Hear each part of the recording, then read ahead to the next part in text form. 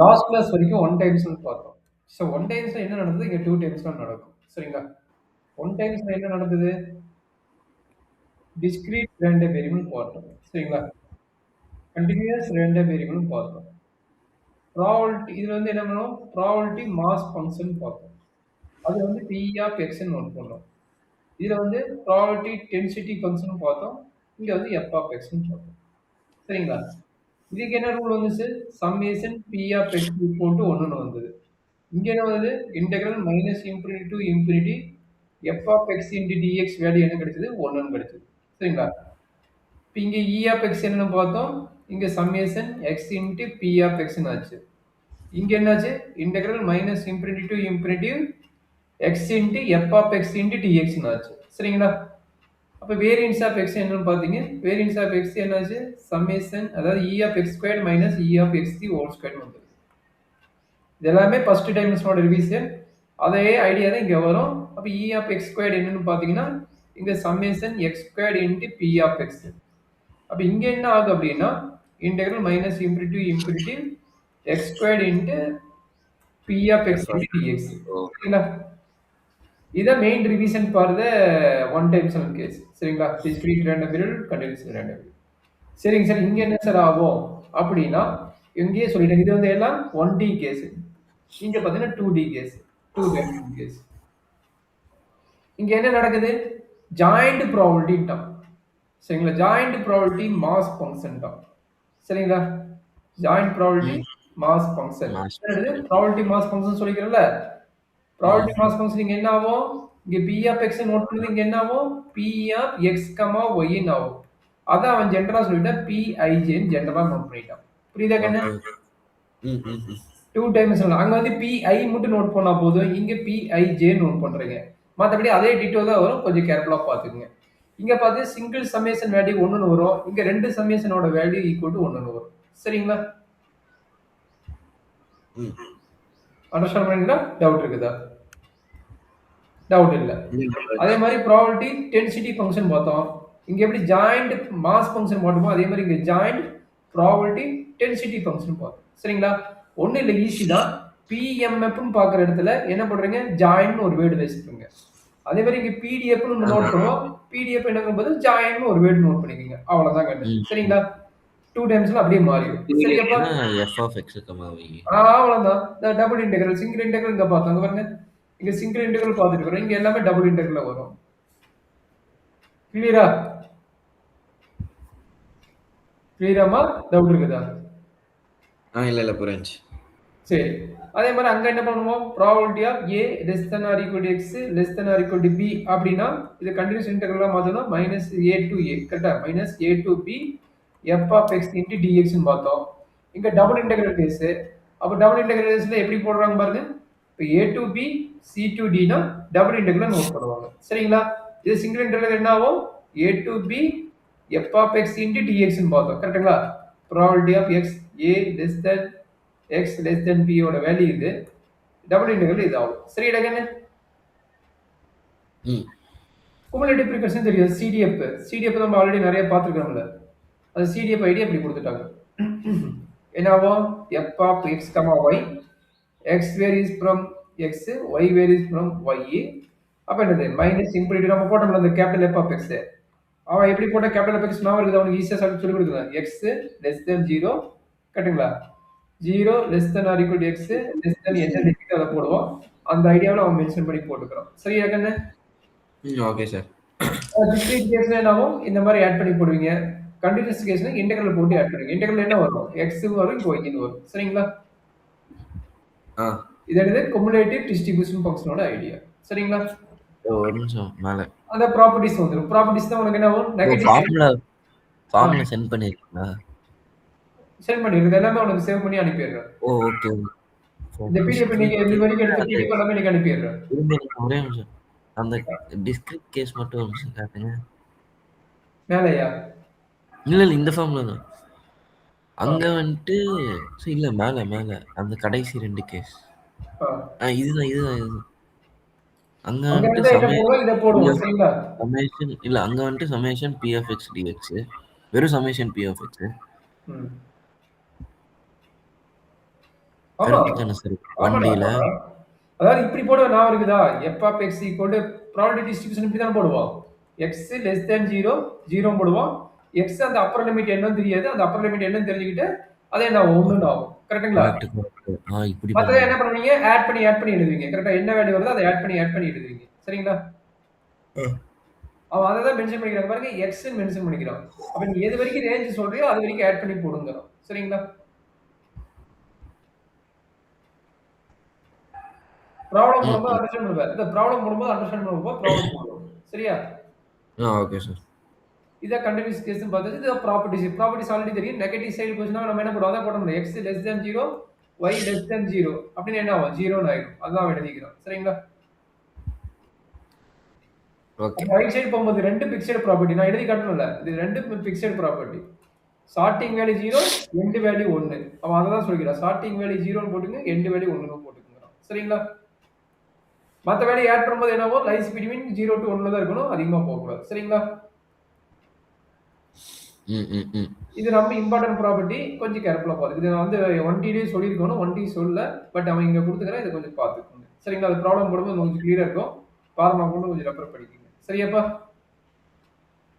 Okay sir. x வந்து என்னது? a to b, y வந்து less than y னா இங்க பாருங்க b y a மைனஸ் போட்டு a y ன்னு ஆயிரும். சரிங்களா? அதே மாதிரிங்க x இது c to t ன்னு என்ன ஆகும்? x d x c ன்னு ஆகும். புரியுதுங்களா? இப்ப பாருங்க இது ம். a to b, c to d ன்னா என்ன ஆகும்? b to d கரெக்ட்டா? Minus a to t plus p to c minus a to c. அதான் போட்டிருப்பாங்க. சரிங்களா? கொஞ்சம் கேர்ஃபுல்லா பார்த்துட்டு சார். பாருங்க. சரியா? அது ப்ராப்ளத்த போடும்போது தெரியும். அங்க என்ன ஆகும்? நாம வந்து பிடிஎஃப் வேணும்னா என்ன பண்ணுவீங்க? F of small F of X, Y வேணும்னா என்ன பண்ணுவீங்க? டிஸ்ட்ரிபியூஷன் ஃபங்க்ஷன் குடுத்தோம்னா டெரிவேட்டிவ் போடுவீங்க. ஞாபகம் இருக்குதா? எஃப் ஆஃப் எக்ஸ் வேணும்னா என்ன பண்ணுவீங்க? D by correct. D dx of of எக்ஸ்க்கு டெரிவேட்டிவ் பண்ணுவோம். இங்க என்ன ஆகும்? செகண்ட் டெரிவேட்டிவ் கண்டுபிடிக்கிறது. இங்க என்ன ஆகும்? செகண்ட் டெரிவேட்டிவ் கண்டுபிடிப்பீங்க. சரிங்களா? ம். ஏன் இங்க x, y பார்ஷியல் போடுறோம்னா x variable, y variable. But ரெண்டும் என்னது? இண்டிபெண்டன்ட். அதனால நம்ம வந்து இது மாதிரி மேக்ஸிமம் யூஸ் பண்ணுவாங்க. சரியா? ஓகே. இது வரைக்கும் ஏதாச்சும் டவுட் இருக்குதா? இல்ல சார். சரி. இதுக்கு மேல வரத கொஞ்சம் கேர்ஃபுல்லா பார்க்கணும். இது என்ன மார்ஜினல் ப்ராபபிலிட்டி டிஸ்ட்ரிபியூஷன் ஃபங்ஷன்ங்கறாங்க. மார்ஜினல் ப்ராபபிலிட்டின்னு எப்படி கண்டுபிடிப்பு அப்படின்னா, நல்லா அண்டர்ஸ்டாண்ட் பண்ணிக்கங்க. P ஆஃப் x, y இருக்குதுல்ல, அத வந்து 2 பார்ட்டா பிரிக்க போறீங்க. எப்படி பிரிக்க போறீங்கன்னா, P ஆஃப் x ஆவும், P ஆஃப் y ஆவும் பிரிக்க போறீங்க. சரிங்களா? அது எப்படி பிரிப்பீங்கன்னு சொல்றத இந்த ஃபார்முலா. சரிங்களா? ம். என்ன சொன்னா புரியுதா இல்லையா? 2D கேஸ என்ன பண்ணலாம்? 2 1D கேஸா 1D மாத்தலாம். கேஸா மாத்திரணும். ஓகே. அவ்வளவுதான் அத மாத்திக்கிறோம். இப்ப எக்ஸ்னா ரோ வைஸ் எப்படி டேபிள் ஃபார்மேட் குடுத்திருப்பாங்க. 2D கேஸ் எப்படி குடுத்திருப்பாங்கன்னா டேபிள் ஃபார்மேட்ல குடுத்திருப்பாங்க. சரிங்களா? அத வந்து ரோ வைஸ் ஆட் பண்ணா அது வந்து P ஆஃப் X. சரிங்களா? அதே வேல்யூ கால வைஸ் ஆட் பண்ணினா அதுதான் வந்து P ஆஃப் Y. சரியா? ம். அதுதான் குடுத்திருக்காங்க பாத்தீங்களா? அங்க I காலம் மட்டும் தான் 2 ஆயிருக்கும். அப்படின்னா என்னது? இது P ஆஃப் X. சரிங்களா? இதே காலம் ஓகே. வேணும்னா காலத்துக்கு கீழ குடுத்திருப்பாங்க பாத்துக்கங்க. இதான் கால வைஸ் இருக்குது. இது வந்து ரோ வைஸ் இருக்குது. சரியா கண்ணு? ஆ. இதே தான் கன்டினியூஸ் ரேண்டம் வேரியபிளோட இது இன்டெகிரல் கான்செப்டோட ஐடியா. இப்போ f ஆஃப் x வேணும் என்ன வேணும்? நல்லா பாத்துக்கோ. வித் ரெஸ்பெக்ட் நல்லா பாத்துக்கோ. f ஆஃப் x வேணும்னா என்ன வேணும்? With respect to dy. இது f ஆஃப் y வேணும்னா என்ன வேணும்? வித் ரெஸ்பெக்ட் டு dx ன்னு வரும். சரிங்களா? ம். ஃபார்முலா கரெக்ட்டா நான் வச்சுக்கோ. அப்பதான் ப்ராப்ளம் போட முடியும். போட முடியாது. கொஞ்சம் கஷ்டமா இருக்கும் பாத்துக்கோ. ஓகே. இத ஃபார்முலா இன்டர்சேஞ்ச் பண்ணிக்க. அதாவது ஆல்ரெடி சொன்னதா p ஆஃப் x, yங்கிறது என்ன பண்ணீங்க? இங்க f ஆஃப் x, yங்கிறத மாத்த போறீங்க. f of x, f of y. அங்க வந்து சம்மேஷன் ரூல் அப்ளை பண்ணுவீங்க. இங்க இன்டெகிரல் ரூல் அப்ளை பண்றீங்க. அவ்வளவுதான். f of x வேணா dy, f of y வேணா dx. f of y வேணா ஓகே. dx. ம். அதுதான் பண்ணிக்கிறாங்க. மத்தபடி எதுவும் இல்ல. சரிங்களா? அத இங்க மென்ஷன் பண்ணிக்கிறாங்க. ம். கண்டிஷனல் ப்ராபர்ட்டி ஆக்சுவலா 1D கண்டிஷனல் ப்ராபர்ட்டி ஏன் குடுக்கலன்னு தெரியல. உங்களோட மெட்டீரியல்ல 1D கண்டிஷனல் ப்ராபர்ட்டி வந்திருக்கணும். ஓகே. 2D தான் கண்டிஷனல் ப்ராபர்ட்டி கரெக்ட்டா இருக்கும். ஆனா 2D குடுக்குறாங்க. ஏன்னா பேஸ் தியரம் அண்ட் டோட்டல் ப்ராபர்ட்டினா பார்த்திருப்பீங்க. ஆல்ரெடி உங்களுக்கு தெரியும்னு நினைக்கிறேன். P of A given B இதான் கண்டிஷனல் ப்ராபர்ட்டியோட நார்மல் ஃபார்முலா 1D கேஸ். என்ன எழுதுவீங்க? Property of P A of A divided by P 1 of B. அதனோட ஐடியா தான் இங்க குடுத்துருக்காங்க. இங்க 2D கேஸ்ல அப்ப x, y ன்னு வரும்போது P of x, y யோட வேல்யூ எக்ஸாக்ட்டா என்ன இருக்குது? இங்க y ன்னு இருக்குதுல. அப்போ ஒய்யோட வேல்யூ வரும். சரிங்களா? ம். அது ப்ராப்ளம் போட போட இன்னும் கொஞ்சம் ஐடியா கிளியரா இருக்கும். அது ஜெனரல் நோட்டேஷன் நோட் பண்ணிக்கிறாங்க. இதான் நம்மளுடைய ஜெனரல் நோட்டேஷன். கொஞ்சம் கேர்ஃபுல்லா பார்த்துக்கணும். சரிங்களா? இது ம். வந்து இதான் ஜெனரல் நோட்டேஷன். இந்த நோட்டேஷன் ஜெனரல் நோட்டேஷன் கொஞ்சம் கேர்ஃபுல்லா பார்த்துக்கணும். சரியாப்பா? Okay sir. அங்க எப்படி நீ வேரியன்ஸ் பாத்தீங்க, இங்க பார்க்கக்கூடிய பாயிண்ட் என்ன? கோவேரியன்ஸ். 1Dக்கு என்ன பாத்தீங்க? வேரியன்ஸ்னு பாத்தீங்க. சரிங்களா? இதுக்கு பேர் என்னது? ம். கோவேரியன்ஸ். கோவேரியன்ஸ்னா 2 வேரியபிளும் நம்ம கம்பைன் பண்ணி பார்க்கிறது. சரிங்களா? கோவேரியன்ஸ் ஆஃப் x, yக்கு என்ன ஃபார்முலா கொடுத்துட்டாங்க? அங்க வேரியன்ஸோட ஃபார்முலா என்ன? ஒரே வேரியபிள் இருக்கனால ஈஸியா போட்டீங்க. e of x squared minus e of x whole square வந்தது. சரிங்களா? இப்ப கோவேரியன்ஸ்னா என்ன ஆகும்? இந்த e of x squared ரெண்டா ஸ்ப்ளிட் அப் பண்றீங்க. அப்ப என்ன ஆகும்? xங்கிற வேரியபிள் ரெண்டா பண்ணா xy ன்னு ஆகும். அப்ப என்னாச்சு? e of xy minus e of x into e of y ன்னு ஆகும். ரொம்ப ஈஸியான ஃபார்முலா தான். சரிங்களா? இதுதான் கோவேரியன்ஸோட ஃபார்முலா. ஓகே. சொன்னேன்ல ஃபார்முலாஸ் நிறைய வரும். ஒரு 100 ஃபார்முலா மொத்தமா படிக்கணும்னு. அதனால 2D கேஸ்லயும் சரி 1D கேஸ்லயும் சரி ஆல்ரெடி அங்கேயே 10 15 ஃபார்முலா படிச்சிருப்பேன். இங்க ஒரு 20 ம். 30 ஃபார்முலாக்கு மேல படிக்க வேண்டியிருக்கும். இப்பவே 10 15 ஃபார்முலாக்கு மேல கொடுத்துருப்பேன். செக் பண்ணி பாருங்க. சரிங்களா? ஓகே. இப்ப இண்டிபெண்டன்டா இருந்தா என்ன ஆகும்? x, yங்கிறது இண்டிபெண்டன்ட் நம்ம ஈஸியா எப்ப செக் பண்ணுவோம்? கோவேரியன்ஸ் வேல்யூ வந்து 0 ஆச்சுன்னா அது ரெண்டு வேல்யூ இண்டிபெண்டன்ட். சரிங்களா? அப்ப நம்ம டைரக்டா என்ன e of x, y வந்து நம்ம e of x into e of y ன்னு எழுதிடலாம். இதான் ஃபார்முலா. இத நோட் பண்ணிக்கோங்க. சரிங்களா? இது எல்லாத்தையும் அனுப்பிடுறேன். பாத்துக்கலாம். ம். இங்க பாருங்க. கோவேரியன்ஸ் ஆஃப் AP னா இங்க AB எடுத்துக்கலாம். இது வந்துச்சுன்னா என்ன ஆகும்? இது இந்த ரெண்டு கட் ஆயிட்டு வெறும் இதுதான் வரும். சரிங்களா? அப்ப இது ரெண்டையும் கம்பைன் பண்ணிருக்கேன். இந்த ஃபார்முலா இது ரெண்டையும் கம்பைன் பண்ணும்போது என்ன ஆகும்? ஏவும் சி வரும், பியும் டியும் வராது. அதான் இங்க எழுதிக்கிறேன். சரிங்களா?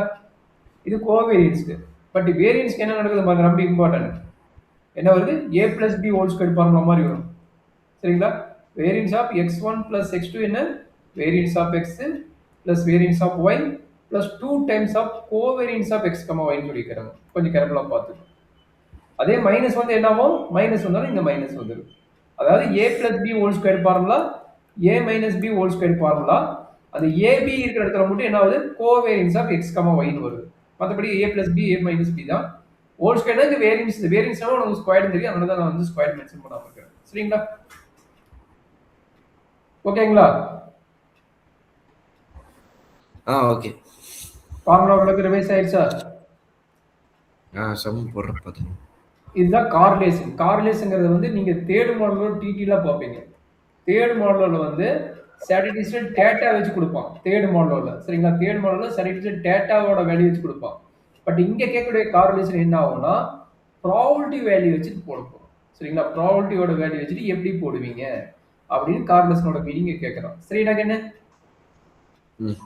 இப்போ ஆர் ஆஃப் எக்ஸ், ஒய் தான் நம்மளுடைய ஃபார்முலா. கோவேரியன்ஸோட வேல்யூ தெரியும். கோவேரியன்ஸோட வேல்யூ என்ன? E of X Y minus E of X into E of Y divided by இதனோட வேல்யூ தெரியும். இது என்ன? Standard deviation. Not for variance, standard deviation. அப்போ வேரியன்ஸோட ஃபார்முலா தெரியும். Variance of X over root variance of X root. இந்த ரெண்டு value போடணும். சரிங்களா? இங்க நியூ கான்செப்ட் வந்து இதுக்கு வந்து உனக்கு இன்டெகிரல் ஃபார்முலா கொடுக்கல. இப்போ இ ஆஃப் எக்ஸ், ஒய்யோட ஃபார்முலா என்னன்னா discrete random variable. Discrete random variable என்னவோ summation X Y double summation P of X, ஒய்னு வரும். அதே கண்டினியூஸ் ரேண்டம் வேரியபிளுக்கு இது என்ன ஃபார்முலானா double integral minus infinity to infinity minus infinity to infinity X Y F of X, Y into d x more. சரிங்களா? E of X, Y இங்க new notation. நம்ம இ ஆஃப் எக்ஸ் எப்படி கண்டுபிடிப்போம், இ ஆஃப் ஒய் எப்படி கண்டுபிடிப்போம் தெரியும். பட் இ ஆஃப் எக்ஸ் ஒய்னா ரெண்டு வேரியபிளும் multiply பண்ணிட்டு வரும். அது கொஞ்சம் கேர்ஃபுல்லா பார்த்துக்கணும். சரிங்களா? சார் அந்த இதை எப்படி பண்ணுவோம்? இது ஓகே ஓகே. அது கொடுத்துருப்பாங்களா? F of X comma Y equal to கொடுத்துருப்பாங்களா? இது டேபிள் கொடுப்பாங்க. இது வந்து நான் ஒரு புக்ல இருந்து எடுத்து போடுறேன். உங்க ப்ராப்ளம் நம்ம மறுபடியும் பார்க்கலாம். அது இன்னும் கொஞ்சம் நிறைய இருக்கும். இது எப்படி போறதுன்னு ஒரு சின்ன ப்ராப்ளத்தை நீங்க பார்த்து முடிச்சிடலாம். ஏன்னா இதே ஃபார்முலாவுக்கே 20 நிமிஷம் ஆயிடுச்சு. ஒரு ப்ராப்ளம் நான் கொடுக்குற ப்ராப்ளத்தை பாரு. மேம் ஒரு பெரிய ப்ராப்ளம் கிட்ட 1 மணி நேரம் 2 மணி நேரம் நடத்த மாதிரி கொடுத்துருக்காங்க. அதை வந்து நம்ம அடுத்த கிளாஸ் பார்ப்போம். நாளைக்கு வேணுமா கிளாஸ்? நாளைக்கு இல்லை. நாளைக்கு ஈவினிங். நாளைக்கு இல்லை. நாளைக்கு வேணான்ட்டுனே. இல்ல சொல்றேன். நீ சொல்றேன்னு. இல்ல நேற்று ஈவினிங் வந்துட்டு இன்னைக்கு இந்த கிளாஸுக்கு சொல்றேன். அதான் சொல்றேன். Okay no problem. எனக்கு பிரச்சனை இல்லை, பார்த்துக்கலாம். சரியா? இப்போ Okay. நோட் என்ன? இந்த கார்லேஷன் வேல்யூ கண்டுபிடிக்கல ரொம்ப ரொம்ப இம்பார்ட்டன்ட் பாயிண்ட். கார்லேஷன் வேல்யூ எப்படி இருக்கும்? -1 to 1ல இருக்கும். ப்ராபபிலிட்டி வேல்யூ எப்படி இருக்கும்? 0 less than or equal to p less than or equal to 1 இருக்கு. இது ப்ராபபிலிட்டியோட value. But correlation value -1 to 1 இருக்கும். r ஈக்குவல் டு 1னா perfect positive. r is less than இது பாசிட்டிவ் சைடு இருந்ததுன்னா பாசிட்டிவ் கார்லேஷன். ஈக்குவல் டு 1னா perfect positive correlation. Lies between 0 to 1 இருந்தா positive correlation. Negative 1 வந்து 0 வந்தா negative correlation. r equal to -1 வந்தா perfect negative correlation. r equal to 0 வந்தா no correlation. இது property of correlation. சரிங்களா? இதுக்கு பேர் என்ன? Properties of correlation. Okay okay. என்ன டவுட் இருக்குதா? இது வரைக்கும் பார்த்த ஃபார்முலா வச்சு ஒரு கொஸ்டின்ஸ் இருக்குது. சரிங்களா?